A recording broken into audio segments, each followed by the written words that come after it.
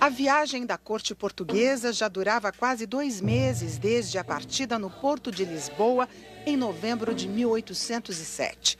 Logo após um típico pôr do sol de verão em Salvador, o soldado de plantão neste forte, no dia 21 de janeiro de 1808, tomou um grande susto e correu para contar a novidade. Ao norte, a 10 quilômetros da costa, 4 embarcações que pareciam ser de guerra se aproximavam. A primeira no horizonte tinha a bandeira da Inglaterra. João de Saldanha da Gama, o conde da Ponte, governador-geral da Bahia, recebeu a notícia e ficou em pânico. No diário que escreveu, ele relata o medo de uma invasão inglesa, até o aviso de que as outras naus eram portuguesas e uma trazia o pavilhão real.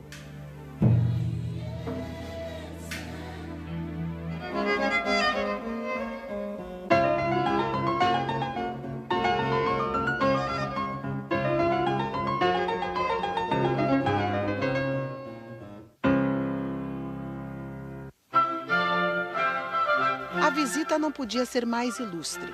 O príncipe regente, Dona Carlota Joaquina e algumas famílias nobres. A comitiva chegou sem avisar. Uma passagem demandou todo um conjunto de medidas para poder satisfazer, em 2 dias em que ele ficou ainda na frota, antes de mudar, de arrumação, inclusive de camas, de quarto, designando o rei, o príncipe, pessoas para verificar se tudo estava de acordo com aquilo que era necessário para a acomodação da família.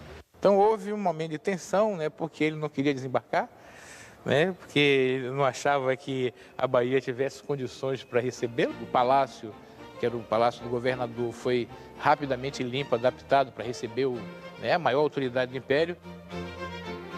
O Palácio Rio Branco era bem diferente da construção em estilo eclético que existe hoje no centro de Salvador.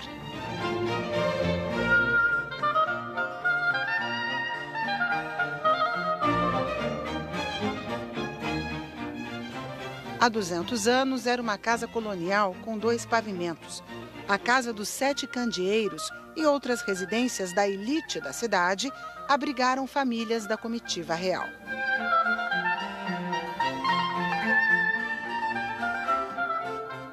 Na Bahia, aconteceu o primeiro contato entre as figuras retratadas nas moedas e os vassalos do Brasil. Entre o espanto e a admiração, os habitantes de Salvador receberam quem chegava para mandar e ditar moda. A questão do surto de piolhos na frota. Exatamente. E que as nobres portuguesas, as senhoras da corte, assolada de piolho, tem que raspar a cabeça e cobrir a cabeça com torso. E quando elas chegam, com turbantes, Então as baianas olham, vêm aquelas senhoras que vêm da corte, vêm do reino, todas de cabeça raspada de turbante, aí vão para casa e raspam a cabeça e botam turbante também para poder ficar igual à corte, porque é moda. Mais uma moda pegou de imediato. Oferecer presentes, convites e todo tipo de homenagens ao príncipe regente. A primeira missa foi na antiga Sé, hoje uma ruína no Terreiro de Jesus. Antes da demolição, em 1933, 2 altares foram levados para a nova catedral. Os detalhes em ouro são exemplos de riqueza vistos por Dom João. Na cidade que foi capital da colônia até 1763, os homens mais poderosos, fundadores desta associação comercial, prometeram construir um palácio se o regente ficasse na Bahia. As damas cobertas de joias nos retratos do Instituto Geográfico Histórico em Salvador representam bem a elite brasileira da época. Elas podiam até perder em sofisticação, beleza e charme para as damas da corte europeia, mas faziam parte do seleto grupo que concentrava os recursos econômicos no Brasil colônia, como confirmou o estudo desta historiadora nos inventários de 322 famílias. Esses inventários revelam uma sociedade profundamente estratificada e hierarquizada e altamente concentradora de riqueza, altamente concentradora de renda. Basta dizer que 1,8% desse universo, ou seja, 6 famílias, acumulavam 38% né, da riqueza da sociedade. Dom João retribuiu a hospitalidade baiana. Começou aqui a longa série de privilégios que ele distribuiu no Brasil. O Arquivo Público da Bahia tem uma quantidade incrível de documentos assinados pelo regente. Sobretudo com a concessão de títulos e mercês. Cerca de 500 concessões num período relativamente curto, um período de 32, 33 dias que ele permaneceu na terra. Até ordem para tirar gente da cadeia Dom João deu em Salvador. E também assinou decretos que acabaram com 300 anos de dependência de Portugal.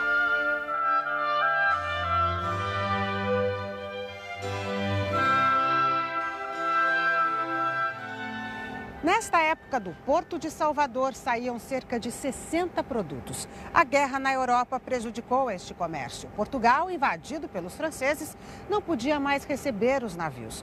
O monopólio português, a exclusividade sobre a comercialização de produtos brasileiros, não era mais possível. E os armazéns daqui e de outros portos do Brasil estavam abarrotados de mercadorias. O Estado português precisava arrecadar. Se Portugal está ocupado pela França e não realiza esse trânsito comercial por lá, isso dificulta a sua arrecadação. Então, para os próprios interesses do reino, era fundamental a abertura dos portos. Em solo brasileiro, há menos de uma semana, Dom João decretou, em 28 de janeiro de 1808, a abertura dos portos. A decisão teve origem em acordos firmados com a Inglaterra. Mas um novo conselheiro surgiu em Salvador para influenciar este ato do príncipe.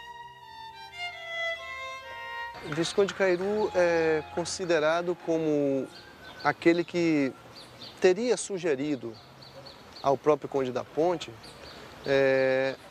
a abertura dos portos. O Conde da Ponte fez uma representação ao príncipe Dom João, e ele, no próprio decreto de 28 de janeiro de 1808, ele revela essa representação feita pelo conde, mas em nenhum documento do príncipe consta essa sugestão, essa influência do José da Silva Lisboa. Mas há indicações de que ele teria realmente tido uma participação. Ele já tinha escritos a respeito disso, né? Propondo aquilo que naquele momento era chamado de franqueza do comércio, ou abertura do comércio para os países estrangeiros. Um desejo dos comerciantes locais foi atendido: a criação de uma companhia de seguros. O Dom João também queria mais garantias para a sua própria segurança. O Forte de São Marcelo, cartão postal da cidade, ficou assim depois de obras feitas por ordem do príncipe. A construção do forte começou em 1650, na forma de uma torre, erguida sobre um banco de areia. Em 1728, ganhou um anel baixo com praça de tiros. Em 1808, após a determinação do regente, começa a reforma que vai elevar o anel periférico. A reforma concluída em 1813 deu ao forte o aspecto que ele tem hoje. Todo o sistema fortificado ganhou reforço. Alguns reforços em homens, em tropa, né? Outros reforços em canhões, ou em quantidade de pólvoras e tiros também, né? Isso é um reforço natural para enfrentar qualquer possibilidade de inimigo. Este forte, a sua capacidade máxima foi de 54 canhões, que naturalmente intimidaram todos os possíveis pretendentes a invadir essa terra. Nunca mais essa cidade foi atacada, nem o seu porto, o que era uma constante por piratas, corsários e bucaneiros que por aqui passavam.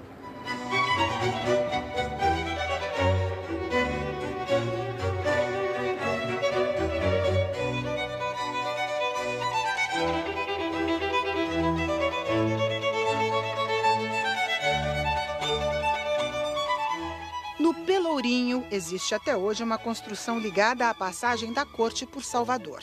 No dia 18 de fevereiro de 1808, caiu uma restrição que impediu o progresso do Brasil. Aqui as faculdades eram proibidas, até que o cirurgião mor da corte, que acompanhou a família real na viagem, conseguiu convencer Dom João de que os brasileiros precisavam de médicos.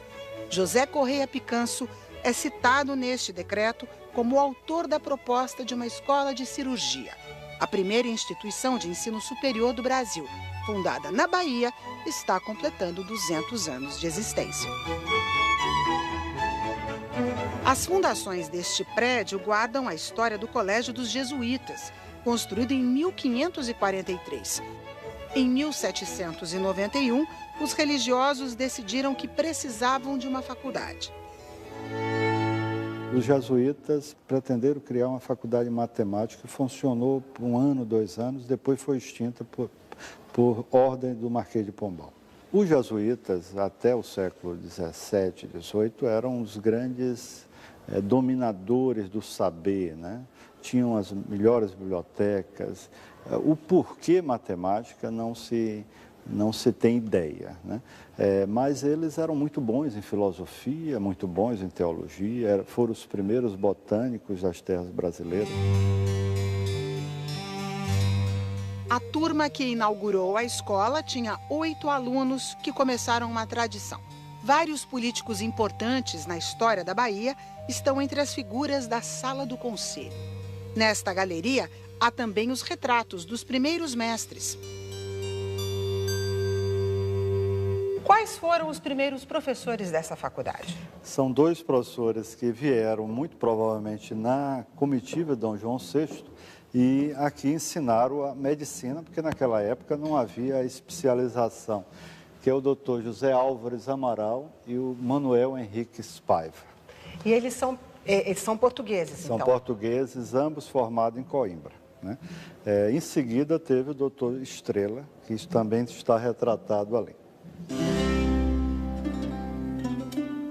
Os alunos das primeiras turmas tiveram que sair do Brasil para conquistar o título de doutor. Para receber o título de doutor, precisariam defender a tese de doutoramento. Isso só foi concedido ser no Brasil a partir de 1832, com a reforma do ensino promovida pela Regência Trina.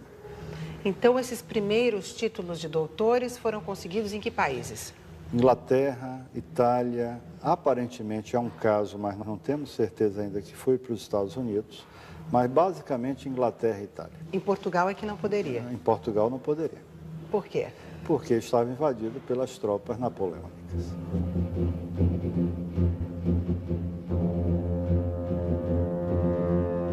Não era apenas a Europa que estava estremecida por conflitos e novas ideias de origem francesa. Aqui mesmo em Salvador, nos muros do Convento das Clarissas, nas margens do dique do Tororó, foi planejada uma revolução em 1798. 10 anos antes da chegada da corte portuguesa. Os líderes do movimento sonhavam com igualdade e liberdade. Havia essa expectativa de que a França libertária, cujas informações da sua rebelião vinham chegando durante a década de 90, viessem de alguma forma a ajudar num processo de rebelião.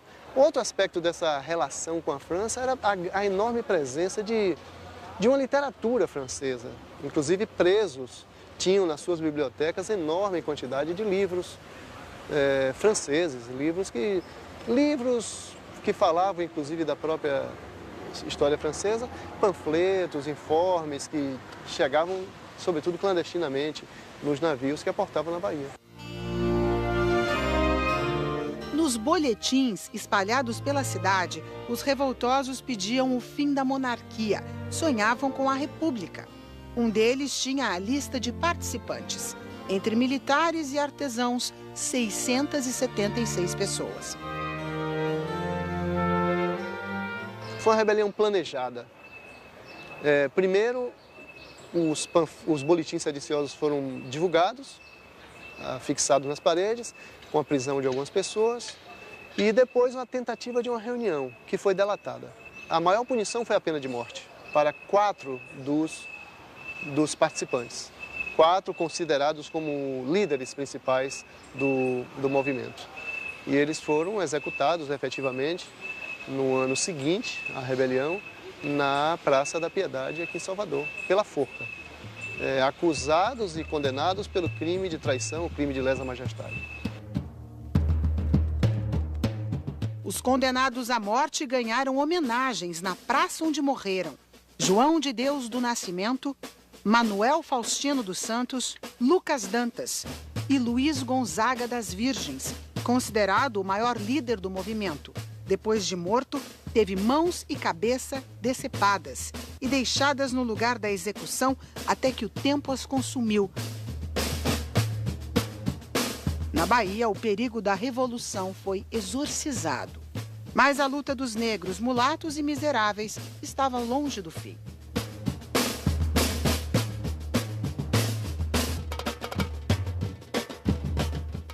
Os escravos trazem as marcas, os costumes e a identidade de pelo menos 300 nações africanas.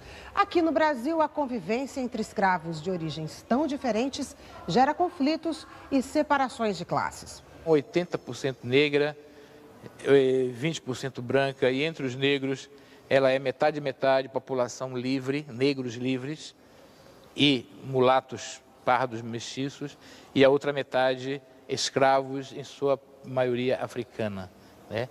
É uma cidade, é a mais africana, até hoje a mais africana do Brasil, pela circunstância de manter um tráfico constante de ida e vinda para a costa da África. Uma primeira separação que fica evidente nos estudos do século XIX é você perceber que crioulos e africanos ocupam posições diferenciadas na sociedade, né?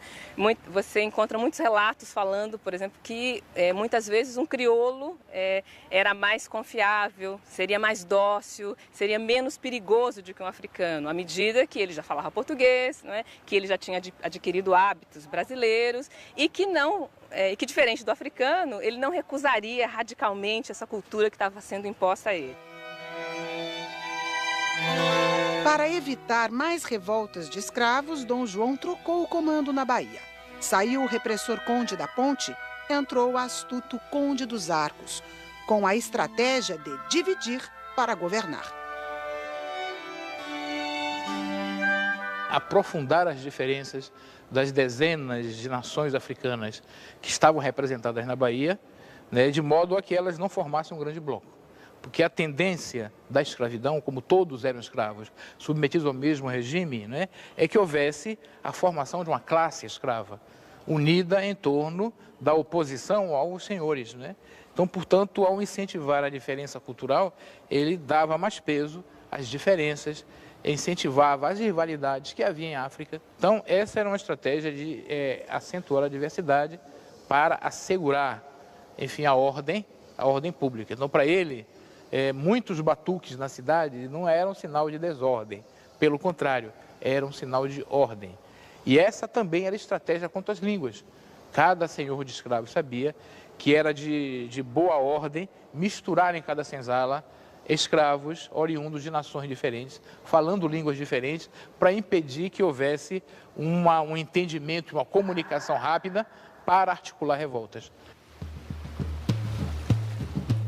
Na Bahia do século XIX, alguns negros e mulatos conseguiram a alforria. E há casos de professores e alunos negros na Faculdade de Medicina. Muito antes da abolição dos escravos, por volta de 1853, nós tivemos o primeiro professor negro, que foi José Alves de Melo. Posteriormente, mais próximo à abolição dos escravos, nós tivemos o segundo, que foi o Anselmo. E, a partir daí, vários deles são descendentes de escravos, mais ou menos, né? O próprio Nina Rodrigues, né, que é tido como um indivíduo que estudava a eugenia da antropologia física proposta pelos americanos, muitos acham que ele era um mulato. Na Tenda dos Milagres é tido como racista. Esse professor era roubado de um candomblé na Bahia, né? E vários aqui também participar, porque o candomblé na Bahia sempre teve uma interação muito grande com a própria sociedade baiana.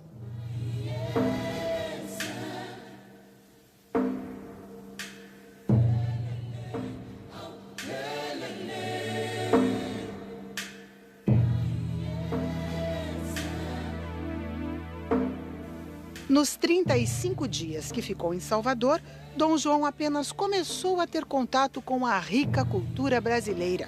Em 26 de fevereiro, a frota com a família real seguiu em direção à futura sede de todo o Império Português.